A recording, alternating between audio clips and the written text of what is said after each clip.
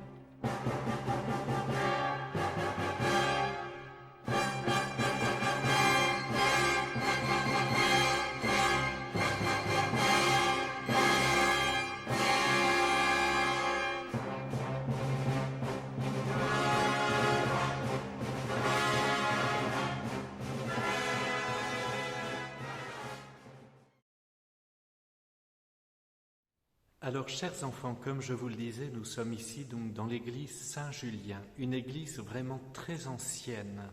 Dites-vous qu'elle a vu passer des milliers, des dizaines de milliers de personnes ici, des pèlerins par exemple qui partaient vers Saint-Jacques-de-Compostelle, mais aussi des familles, des veuves, des orphelins, parce que, pendant des siècles, la France était un pays très pieux. Et même parmi vos grands-parents, arrière-grands-parents et tout le toutim, soyez certains que certains, s'ils étaient de la région, sont venus dans cette belle petite église. Pourquoi je voulais vous la faire découvrir? Eh bien, tout simplement parce que le mystère de Pâques y est très bien représenté.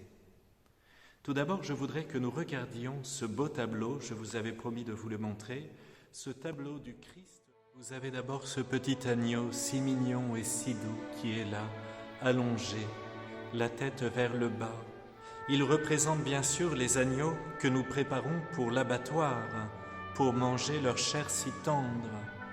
Ces pauvres petites bêtes, si gentilles, qui ne demandent rien qu'à brouter un tout petit peu d'herbe et à réconforter leur berger en hiver. Mais voilà ce que nous en faisons, nous les mangeons. Et notre Seigneur Jésus a choisi, cette image de l'agneau, ou plutôt le Père Céleste nous a donné l'image de l'agneau, en parlant de son propre Fils qui allait à l'abattoir, qui allait mourir sur une croix en réparation de chacun de nos péchés, de tout le mal que nous pouvons faire, dire, penser, ou au contraire de tout le bien que nous ne faisons pas. Et alors là, il y en a des montagnes. Oui, notre Seigneur Jésus a voulu être ce petit agneau qui donne sa vie pour nous. Et puis à côté de cet agneau, vous avez la représentation de Saint Jean-Baptiste. Jean-Baptiste qui, 3 ans auparavant, avait accueilli le Christ sur les bords du Jourdain et l'avait montré du doigt à la foule qui l'entourait en disant « Voici l'agneau de Dieu ». Voyez comme ce terme est étonnant, Jésus est ce petit agneau qui donne sa vie par amour pour nous. Alors je vous ai parlé de ce très beau tableau, mais maintenant je voudrais que vous compreniez, chers enfants, que ce mystère que nous avons contemplé dans un tableau où il y avait un petit agneau parce que Jésus a donné sa vie en mourant sur une croix pour nous racheter, toi et moi, devenu le Christ ressuscité puissant dans toute sa gloire, il a vaincu la mort, c'est-à-dire que la mort n'a plus aucun pouvoir sur le Christ, et qu'il peut ressusciter qui il veut. Je voudrais que nous comprenions bien ce qui se passe à chaque messe, car il y a un lien parfait entre le tableau et la Sainte Messe. Voilà pourquoi nous allons maintenant contempler le maître-autel de l'église Saint-Julien. Vous êtes prêts? N'en perdez pas une miette. Et voilà, nous découvrons tout d'abord un premier ange. Regardez comme il est beau cet ange, les mains jointes.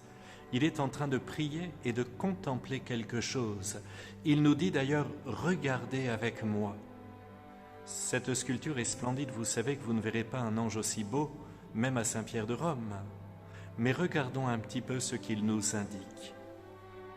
Allons voir, suivons son regard.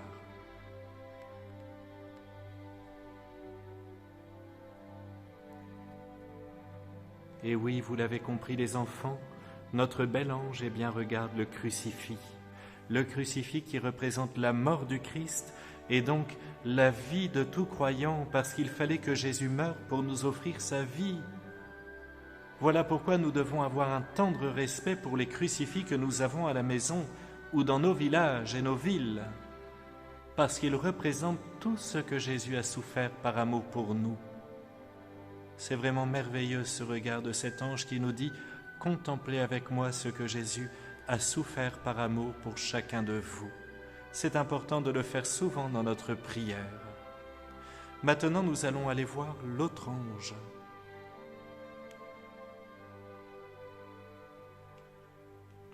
Et là, vous le voyez, lui aussi nous indique du regard. Il nous indique, eh bien, le tabernacle. Il nous dit, regardez le tabernacle. Regardez ce temple saint où Jésus vous donne la vie à chaque messe. Chaque fois qu'un prêtre consacre le pain et le vin en corps et sang du Christ, eh bien le Seigneur descend sur terre et il accepte de rester dans le tabernacle pour nous donner sa vie divine, pour que nous puissions venir le voir tous les jours, prier, demander pardon, l'invoquer pour nos intentions, pour les personnes qui souffrent, pour le monde. Alors vous voyez les enfants, en ce jour, grâce à ce magnifique maître-autel, nous découvrons un mystère divin. Celui de la croix, Jésus a accepté de beaucoup souffrir pour prendre sur lui chacun de nos péchés, mais après la mort qu'il a supportée, il a pu ressusciter pour nous donner sa vie divine dans la très sainte Eucharistie. Et en ce jour, eh bien, nous devons avoir une immense gratitude, le remercier de tout cœur pour sa présence dans le monde. Alors vous savez que certaines personnes ne croient pas en la présence réelle dans l'Eucharistie. Voilà pourquoi Jésus a permis qu'il y ait sur terre plus de 1000 miracles eucharistiques reconnus et qui dépassent complètement la science. Les scientifiques restent bouche bée devant cette réalité. Alors, chers enfants, eh bien, après avoir découvert la beauté de l'Eucharistie qui nous vient directement de la passion de Jésus, je voudrais que, ensemble, nous fassions une promesse à Jésus. Vous devez la faire, celle de ne jamais manquer de confiance en lui. Regardez ce cadeau magnifique. Il a inventé le meilleur moyen de rester unis à nous jusqu'à la fin des temps, dans du pain consacré qui devient son corps. Mais la Sainte Eucharistie sera toujours parfaite parce que c'est une invention de Dieu. Et c'est très important eh bien, de recevoir la Sainte Communion parce que Dieu, le Fils de Dieu, désire nous diviniser, c'est-à-dire nous rendre tout doucement comme lui. Et pour que cela porte du fruit, parce que c'est important de rendre ce sacrement efficace, il faut que nous changions notre cœur petit à petit. Voilà pourquoi les premières communautés chrétiennes ont transformé le monde. Vous savez comment ils vivaient les premiers chrétiens? C'est très simple, nous le savons grâce aux historiens de l'époque, historiens romains mais aussi juifs, mais aussi à travers les évangélistes. Par exemple, Saint Luc, qui va écrire le livre des Actes des Apôtres, nous dit que toutes les familles se réunissaient autour des apôtres, elles revendaient leurs maisons, leurs jardins, elles offraient l'argent aux apôtres, et les apôtres nourrissaient le peuple et s'occupaient des pauvres. Il y avait vraiment un esprit de charité extrêmement fort dans les premières communautés chrétiennes. Alors bien sûr, tous les gens, en voyant ça, demandaient le baptême. Les Juifs se convertissaient, les païens qui habitaient dans toutes ces terres demandaient le baptême, et de plus en plus les Romains, à commencer par les soldats, demandaient à devenir chrétiens. Je termine ici, les enfants. Sainte Vierge Marie, nous sommes tellement heureux d'être avec vous ce matin pendant ce temps de catéchisme.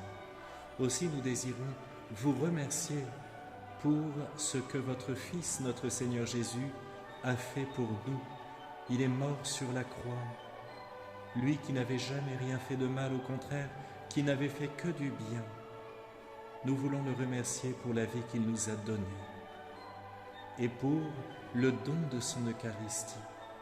Vous êtes sa maman, dites-lui combien nous désirons l'aimer. Je vous salue Marie, pleine de grâce, le Seigneur est avec vous. Vous êtes bénie entre toutes les femmes, et Jésus, le fruit de vos entrailles, est béni. Sainte Marie, Mère de Dieu, priez pour nous pauvres pécheurs, maintenant et à l'heure de notre mort. Amen. Sainte Vierge Marie, gardez-nous toujours dans une foi parfaite, un amour constant et une espérance sans borne en la vie éternelle qui nous attend. Amen.